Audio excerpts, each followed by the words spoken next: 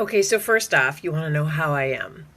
I'm great. We are currently having a thunderstorm here in Duluth, Minnesota. So if you hear anything going boom, boom, boom, rumble, rumble, it's the thunderstorm. And also, I am wearing earrings today that make me feel like a human Christmas tree.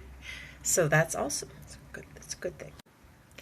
But then, my dear students who wrote the draniki recipe, beautiful job on the art.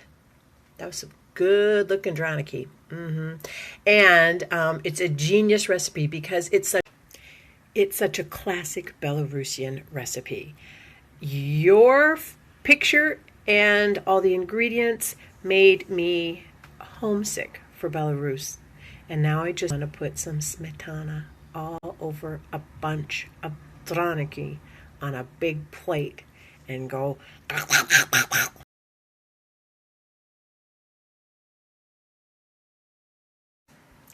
Next, we have this borscht recipe.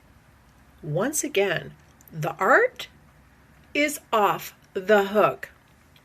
That's some more American slang for you. You asked for it. Off the hook, off the chain means fantastic. Your recipe slays. That's some more slang. Slays. And you guys asked in your letter about some more American traditional dishes. That's a hard question because America has so many different cultures and backgrounds. We don't have an easy answer to that kind of question. I suppose we could say if you go out and shoot a deer and ate the meat, which we call venison, that would be very classic American food. Other people would say Mexican food, so anything with a tortilla or some tacos. You know, I do love a burrito. That would be American food in its way. Or Italian food is American food. See, it's not easy.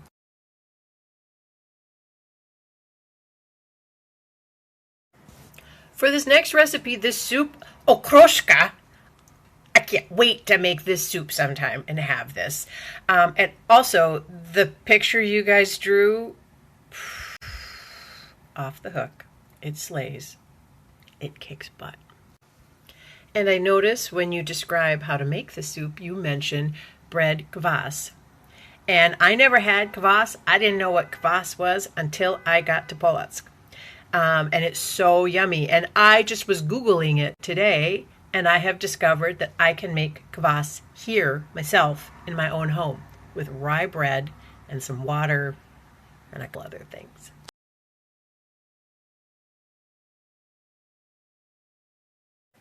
Next, we have the recipe for another soup for holodnik, maybe like that. Beets, cucumbers, eggs, a summer soup. Okay, I am on board. And hey, holodnik group. Wait. Arina, Gleb, Yuliana, Masha and Roman. Okay, I like how you guys drew each ingredient right into the words that you wrote.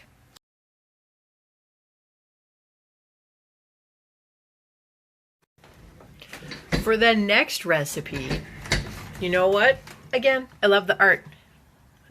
I like art. Because you drew a tent, and that's very appropriate for when you have to go catch a fish, because this recipe uses pike. In our household, we don't really eat very much fish, but my son, Hakan, is very interested in trying some fish this summer because he wants to learn how to like it. Because life is easier if you like fish. So maybe he will make this soup, and you will be famous in his heart and mind forever.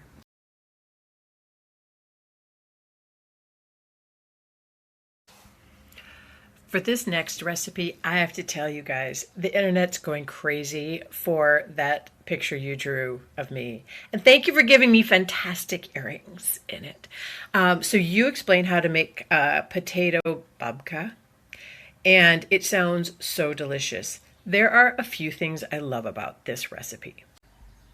What do I love about this recipe? Number one, You say you hope I had a precious dream after I talked to you all on Skype last week. I did. Number 2, you use the words reform. Number 2, you use the words refractory form in referring to the kind of dish I might be using when I make the babka. And number 3, you say at the end of your letter that you hope I enjoy the babka as much as I love popcorn, which shows that you were listening to me when we were Skyping, and you remembered that I'm a lot crazy for popcorn.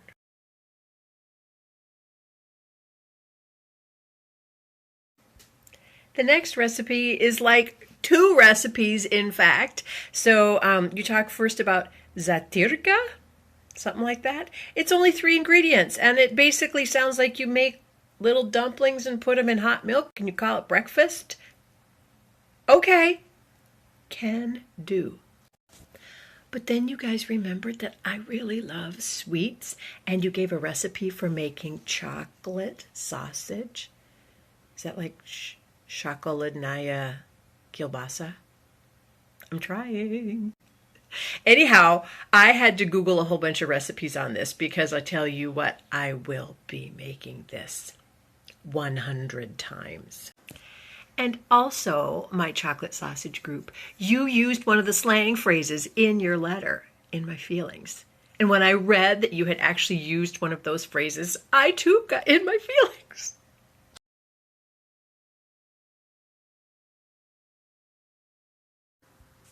And this next group, again with the fantastic okroshka, I appreciate that you did art and you have text that address both this delicious soup and burritos. And who doesn't love a recipe that basically says at the end, you can make it with anything. Open the refrigerator. Whatever's in there, put it in the pot.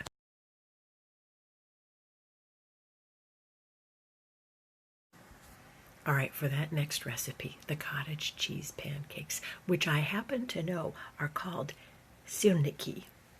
You guys are genius because I love sirniki. When I was in Belarus, I decided I wanted to learn how to make sirniki. And so some of the students at Polotsk State University sent me recipes when I asked for help. And then one of your teachers at the summer camp, Olga Zhurovskaya, I had to send her photographs from the grocery store of all the different kinds of tvorog and say, what kind do I buy? Is it this one? Is it this one? Is it this one? And then she told me which kind to buy. And now I have made sirniki several times. And my husband made it when he came to visit in Belarus. Good choice, you group you.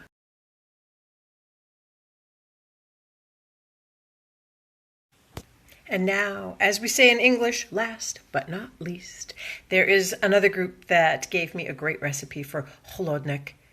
Totally going to make this. It sounds delicious. And in your letter, you ask about American foods. So one American food that I bet 70 or 80% of households have in their refrigerators are tortillas, flour tortillas. We have small ones in our refrigerator, and we have bigger ones in our refrigerator. But a tortilla is just a round, flat, soft bread, and you can put anything you want in the middle of it. You can scramble some eggs, you can put beans, you can put meat, you can put rice and eggs and beans and meat and some salsa. Now I'm hungry. I can't talk much longer. I'm going to have to say goodbye, even though I haven't answered all your questions, because now I need dinner.